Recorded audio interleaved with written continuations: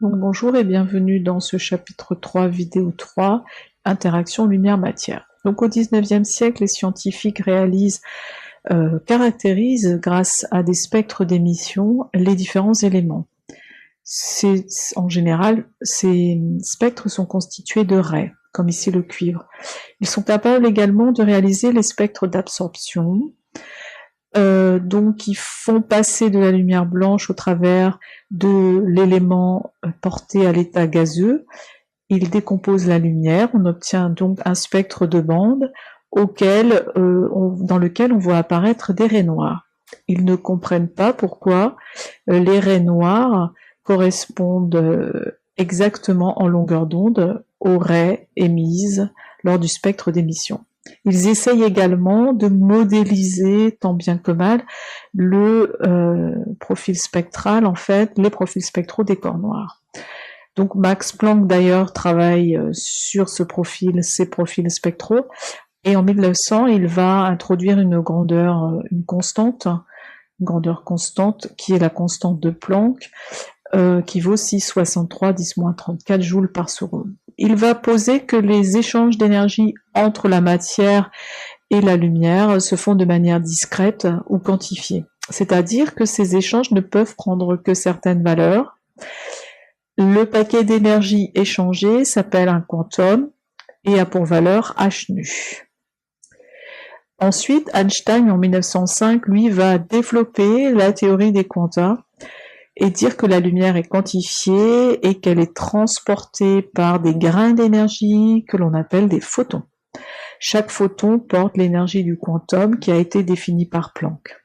Donc l'énergie du photon, c'est h nu, c'est aussi hc sur lambda. Le troisième scientifique qui a contribué donc à l'évolution de la théorie, c'est Niels Bohr, qui va proposer en 1913, mais vous l'avez peut-être déjà vu en classe de seconde, que l'énergie de la matière est quantifiée et que l'énergie de l'atome l'est aussi. En effet, vous avez vu en classe de seconde que les électrons se répartissent sur des couches. Eh bien, il va dire que pour cette raison-là, eh bien, le diagramme d'énergie d'un atome présente également que certains niveaux. Le niveau d'énergie le plus bas, c'est ce qu'on appelle l'état fondamental, niveau fondamental. Au-dessus, on a des états excités. Ces états excités sont appelés comme ça parce qu'ils ne sont pas du tout stables. Vous voyez apparaître l'énergie qui est en électronvolts.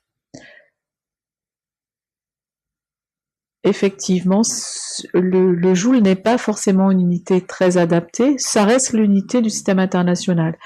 Ils ont préféré donc introduire une nouvelle unité d'énergie, c'est l'électronvolt. Il vaut 1,70 puissance moins 19 joules.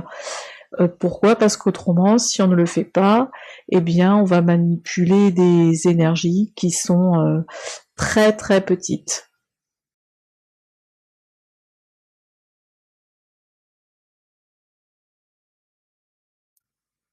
Donc on va revenir maintenant sur l'interprétation des spectres. Donc pour regarder ce qui se passe, on va prendre deux niveaux d'énergie E1 et E2. Et on va supposer que on veut faire passer l'atome de son niveau d'énergie le plus bas, c'est-à-dire le plus stable, de E1 vers E2. Alors cela peut se faire sous la forme de l'apport d'énergie sous la forme d'un photon. Ce photon va avoir alors du coup exactement l'énergie E2 moins E1 aussi égale à h nu. Ça veut dire que l'atome ne va pas absorber n'importe quel photon pour passer du niveau d'énergie E1 au niveau d'énergie E2. Donc il va le faire sous la forme d'une absorption.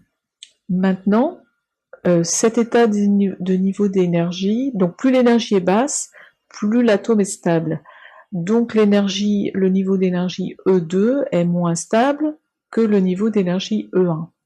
Assez rapidement, cet atome, spontanément, va repasser de son niveau d'énergie E2 à son niveau d'énergie E1, en émettant un photon qui a lui aussi pour énergie E2 moins E1. Voilà pourquoi on écrit que la variation d'énergie entre ces deux niveaux est égale à E2 moins E1. Ce qui fait que vous constatez que l'atome est capable d'absorber les photons, c'est-à-dire en fait les radiations, qu'il est capable d'émettre. Voilà pourquoi effectivement dans les spectres, eh bien, à une raie noire d'absorption correspond une raie de couleur dans le spectre d'émission. Donc là, maintenant, on reprend les différentes parties vues. La variation d'énergie, c'est l'énergie du photon qui correspond à h nu et à hc sur lambda. On va retourner un petit peu sur l'interprétation des spectres avec le diagramme d'énergie de l'atome d'hydrogène. Donc le voici, l'état fondamental, E1 de moins 13,6 électronvolts jusqu'à moins 0,85. Eh bien, ce que l'on va faire, c'est que l'on va repérer les spectres d'absorption et d'émission. Ici, on va dire que c'est 655,72. Ensuite, une deuxième raie à 485,2, c'est pas mal. Ensuite, maintenant, donc à 434, alors attendez un petit peu, ouais, 434,11 nanomètres, hein, le tout est en nanomètres bien entendu. Voilà. Donc 433,53, c'est pas mal. Ensuite, donc 411,18. Donc je vous demande à quelle raie correspond le passage du niveau E3 à E2, quitte à retourner en fait en arrière sur la vidéo pour voir les valeurs d'énergie correspondantes. Et ensuite, quelle est la longueur d'onde de la radiation qui va permettre le passage de E1 à E4.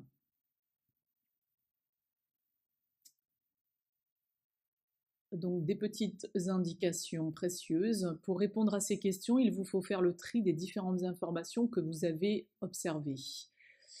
Attention également à la conversion des unités. Vous regardez pour connaître, vous regardez ailleurs les valeurs des constantes. Donc ceci est la fin de cette troisième vidéo.